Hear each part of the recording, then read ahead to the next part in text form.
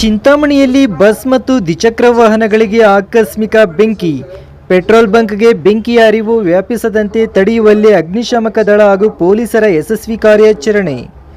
ಚಿಂತಾಮಣಿ ನಗರ ಬೆಂಗಳೂರು ವೃತ್ತದಲ್ಲಿರುವ ಖಾಸಗಿ ಬಸ್ ನಿಲ್ದಾಣದಲ್ಲಿ ಆಕಸ್ಮಿಕವಾಗಿ ಬೆಂಕಿ ಬಿದ್ದು 10ಕ್ಕೂ ಹೆಚ್ಚು ದ್ವಿಚಕ್ರ ವಾಹನಗಳು ಹಾಗೂ ಒಂದು ಖಾಸಗಿ ಬಸ್ ಸಂಪೂರ್ಣವಾಗಿ ಸುಟ್ಟು ಭಸ್ಮವಾಗಿವೆ. ಈ ಘಟನೆ ಬುಧವಾರ ಬೆಳಗಿನ ಜಾವ ಸುಮಾರು 2:30 ಗಂಟೆಯ ಸಮಯದಲ್ಲಿ ಸಂಭವಿಸಿದೆ. ಅನ್ನಪೂರ್ಣೇಶ್ವರಿ ಖಾಸಗಿ ಬಸ್ ಪ್ರಾತಃಕಾಲದಲ್ಲಿ ನೌಕರರನ್ನು ಕರೆದುಕೊಂಡು ಹೋಗಲು ಬಸ್ ನಿಲ್ದಾಣದಲ್ಲಿ ನಿಲ್ಲಿಸಲಾಗಿತ್ತು.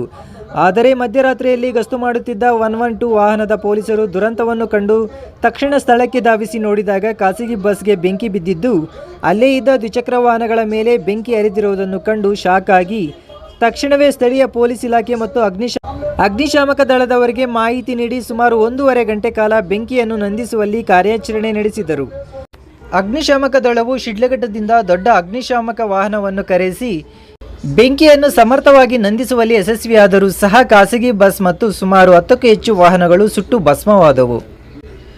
ಇನ್ನು ಅಗ್ನಿಶಾಮಕ ದಳ ಮತ್ತು ಪೊಲೀಸರು ಪಕ್ಕದಲ್ಲೇ ಇದ್ದ ಪೆಟ್ರೋಲ್ ಬಂಕ್ಗೆ ಬೆಂಕಿ ವ್ಯಾಪಿಸದಂತೆ ತಕ್ಷಣವೇ ಬಂಕ್ ಅನ್ನು ಸುರಕ್ಷಿತವಾಗಿಡಲು ಕ್ರಮಗಳನ್ನು ಕೈಗೊಂಡು ಬೆಂಕಿ ತಡೆಯುವಲ್ಲಿ ಯಶಸ್ವಿಯಾದರು.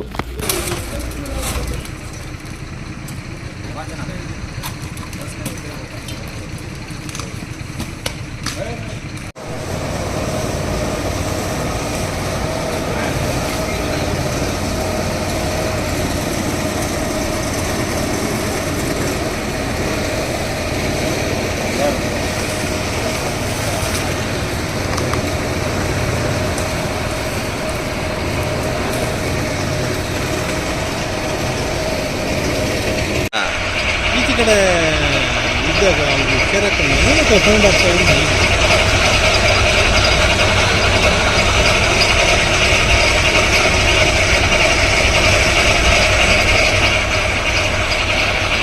ಹೇಳಿ. ಹಾಂ, ಗೊತ್ತಾಯ್ತು.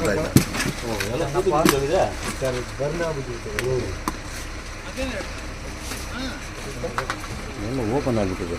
ಏನ ಎಲ್ಲ ಕೆಳಗಡೆ ಎಲ್ಲ ಓಪನ್ ಆಗಿಬಿಟ್ಟಿದೆ.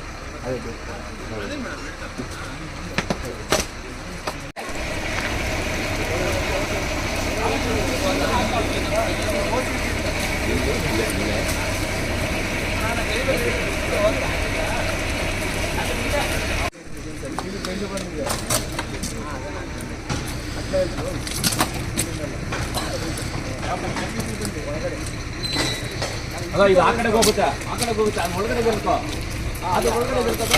ಅದು ಒಳಗಡೆ ಬರೋಲ್ಲ ಸರ್, ಈ ಕಡೆಯಿಂದ ಒಳಗಡೆ ಬರೋಲ್ಲ.